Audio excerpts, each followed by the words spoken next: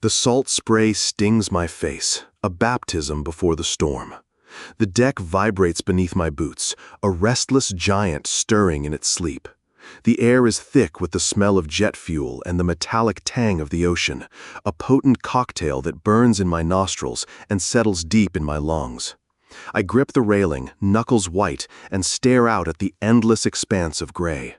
A gray that swallows the horizon, a gray that mirrors the churning in my gut. 6 months. 6 months on this floating city of steel, a self-contained world hurtling across the vast indifference of the ocean. 6 months away from everything I know, everything I love. The colossal gray ship is a paradox, a symbol of immense power and a cage of tightly controlled chaos. And I, a small cog in its intricate machinery, am about to be swallowed whole. The waves crash against the hull, a relentless drumbeat that echoes the frantic rhythm of my heart. I close my eyes, trying to block out the noise, the smell, the sheer immensity of it all. But the images flood in, unbidden and unwelcome. Faces of loved ones, etched with worry and forced smiles. The warmth of a familiar embrace, already fading into a distant memory. The quiet comfort of home, now a fragile illusion. A gull cries overhead, its mournful call a perfect reflection of my own inner turmoil. I am adrift, a solitary figure on the precipice of the unknown. The wind whips my hair across my face, blurring my vision. I can taste the salt on my lips, a constant reminder of the ocean's relentless power. This is it. There's no turning back now. The gangway is retracted, the lines cast off. The ship groans, a low rumble that resonates deep within my bones. We are underway. And as the coastline recedes into the distance, I feel a profound sense of isolation, a feeling of being utterly and completely alone in the vastness of the world. A single tear traces a path down my cheek, lost in the spray of the sea. The photograph is faded, the edges softened with age. My grandfather, a young man in a crisp white uniform, smiles confidently at the camera. His eyes, the same shade of blue as mine, are filled with a quiet determination. He stands on the deck of a ship, a similar behemoth to the one I now find myself on, the wind whipping through his hair. He looks so young, so full of hope and promise. I trace the outline of his face with my finger, a silent conversation across the decades. He never talked much about the war, just snippets, fragments of stories that hinted at the horrors he had witnessed, the sacrifices he had made. But I remember the way his eyes would cloud over when he spoke of his shipmates, the men he had served with, the brothers he had lost. There was a bond there, a connection forged in the crucible of shared experience that ran deeper than blood. He carried that weight with him until the day he died. And now, as I embark on my own journey, I feel the weight of his legacy pressing down on me, a silent challenge to live up to his example. I remember sitting on his knee as a child, listening to his stories of faraway lands and exotic ports. He would describe the endless expanse of the ocean, the beauty of the sunsets, the thrill of the chase. He painted a picture of adventure and camaraderie, a world far removed from the quiet predictability of our small town. He instilled in me a sense of wanderlust, a yearning to explore the unknown. And now, as I stand on the deck of this aircraft carrier, I feel a sense of connection to him, a sense of continuing a journey that he began so long ago. He gave me his old Navy compass before I left, a worn and battered instrument that he had carried with him throughout the war. He told me it would always point me in the right direction, even when I felt lost and alone. I hold it in my hand now, the cool metal a comforting presence against my skin. It's more than just a compass. It's a symbol of his love, his courage, his unwavering sense of duty. It's a reminder that I am not alone, that I am part of something bigger than myself. The metal casing is scratched and dented, a testament to the hardships it has endured. But the needle still spins freely, pointing north with unwavering certainty. I close my eyes and take a deep breath, inhaling the scent of salt and steel. The ship groans beneath my feet, a restless giant eager to set sail. I open my eyes and look out at the horizon, the endless expanse of gray. The fear is still there, but it is tempered with a sense of excitement, a sense of purpose. I am ready to face the challenges ahead, ready to honor the legacy of my grandfather, ready to embark on my own adventure. The compass in my hand feels solid, trustworthy, a silent promise. The endless cycle of launching and recovering aircraft blurred into a mechanical ballet, each movement precise, each second critical. But beneath the orchestrated chaos, resentment simmered. I saw it in the set of Lieutenant Miller's jaw as he briefed the flight deck crew, the way Chief Thompson snapped orders, the almost palpable tension that vibrated through the steel deck. It wasn't just the monotony, it was the feeling of being trapped, of watching the world go by without us. The breaking point came during a particularly brutal stretch of flight ops. A young airman, barely out of boot camp, made a critical error during a launch. A jet's tailhook failed to engage the arresting cable. For a heart-stopping moment, it careened toward the edge of the flight deck, a multi-million-dollar projectile aimed at the vast, unforgiving ocean. Disaster was averted by sheer luck and the quick thinking of a seasoned petty officer, but the near miss hung in the air like a toxic cloud. The aftermath was swift and brutal. The young airman was publicly reprimanded, his face a mask of shame and fear. I watched it all unfold from my station, the weight of the carrier, the weight of responsibility crushing down on me. Later that night, I found him on the fantail, staring out at the phosphorescent glow of the ship's wake. He was sobbing silently, his shoulders shaking. I approached him cautiously, remembering my own early days, the fear of failure that gnawed at me. "Hey," I said softly, "it's okay, you'll get through this." He looked up, his eyes red and swollen. "No, I won't," he choked out. "I almost killed someone. I almost lost a jet." I sat down beside him, the cold steel biting through my coveralls. "Everyone makes mistakes," I said, knowing the inadequacy of the words even as I spoke them. "It's what you learn from them that matters." He shook his head. "I don't belong here," he whispered. "I can't do this." That night, something shifted within me. The romanticized notion of naval service, the hero worship I'd carried since childhood, began to crumble. I saw the raw, unvarnished reality, the pressure, the fear, the crushing weight of expectation. I saw the cost of maintaining this floating city, the toll it took on the young men and women who served on it. The next morning, I went to see Lieutenant Miller. I told him I needed to talk, that I was struggling. I expected understanding, maybe even a word of encouragement. Instead, I was met with a cold, dismissive stare. "Suck it up, Jones," he said. "We all have bad days. This isn't summer camp." His words were like a slap in the face. In that moment, I realized I was alone. I was just another cog in the machine, expendable and easily replaced. The disillusionment was complete. The carefully constructed facade of camaraderie and shared purpose shattered, leaving me exposed and vulnerable. The remaining months on the carrier stretched before me, a bleak and endless expanse.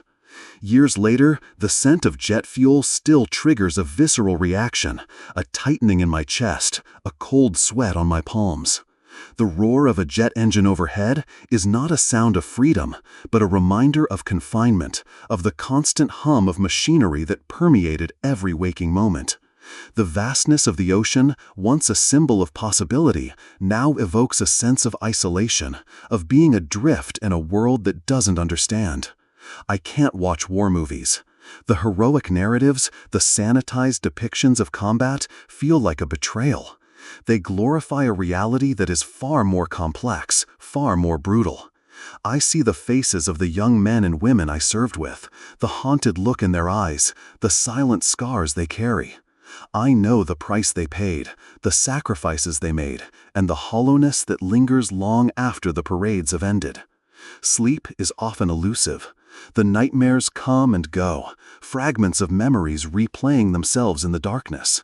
The crash of waves against the hull, the screech of metal on metal, the disembodied voices echoing through the ship's intercom. Sometimes I wake up in a cold sweat, convinced I'm back on the flight deck, surrounded by the chaos and the danger. Relationships are difficult.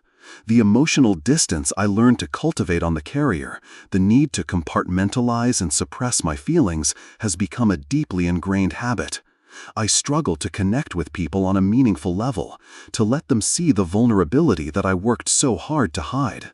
The fear of being judged, of being seen as weak, is always present.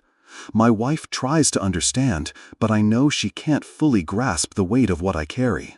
She sees the irritability, the sudden flashes of anger, the moments of withdrawal.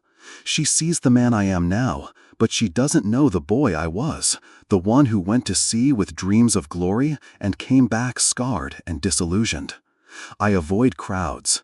The feeling of being surrounded by people, of being trapped in a confined space, triggers a sense of panic. I need open spaces, room to breathe, the illusion of control. The anonymity of the city feels suffocating, the constant noise and movement a constant reminder of the chaos I left behind. The silence is almost worse. The quiet evenings at home, the peaceful mornings before the world wakes up, are often filled with a profound sense of loneliness. The absence of the ship's constant hum, the lack of purpose and direction, leaves me feeling adrift, lost in a sea of uncertainty. I search for meaning, for a way to reconcile the experiences of the past with the realities of the present. The journey is ongoing, a slow and painful process of healing and self-discovery. The ghost of the carrier still sails within me. The email arrived on a Tuesday, crackling through the ship's network like static electricity. Shore duty, Norfolk, instructor, report immediately.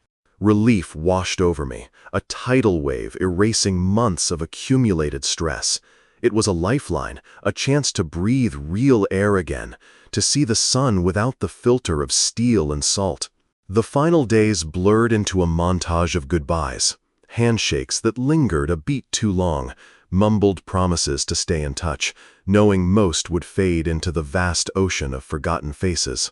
I sought out Chief Miller, finding him in the hangar bay, overseeing the meticulous cleaning of an FA-18.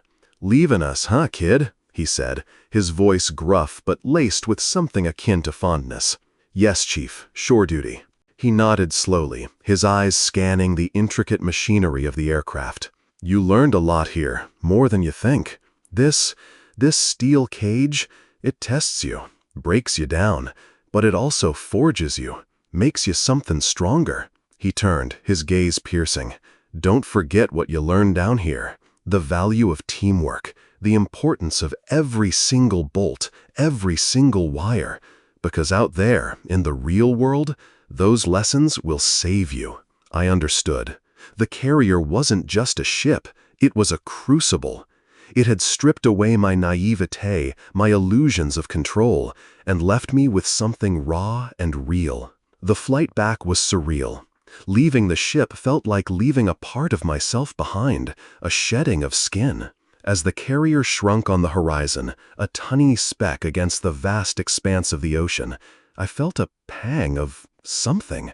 Not regret, not sadness, but a strange sense of belonging. I had been a part of that floating city, a cog in its intricate machine, and it had become a part of me. Norfolk was a sensory overload, the smell of fresh earth, the sound of birdsong, the feel of grass beneath my feet. It was overwhelming. My apartment, small and simple, felt like a palace after months crammed into a narrow bunk. But the transition wasn't easy. Sleep came fitfully, haunted by the rhythmic hum of the engines, the metallic clang of tools, the disembodied voices echoing through the ship's labyrinthine corridors. I found myself instinctively bracing against phantom waves, reaching for non-existent handrails. One evening, weeks after settling in, I found myself wandering along the waterfront. The Elizabeth River mirrored the city lights, shimmering like scattered jewels. I sat on a bench, watching the tugboats nudge hulking cargo ships into their berths. A hand touched my shoulder. I turned to see Sarah, a woman I'd met on Liberty in Naples.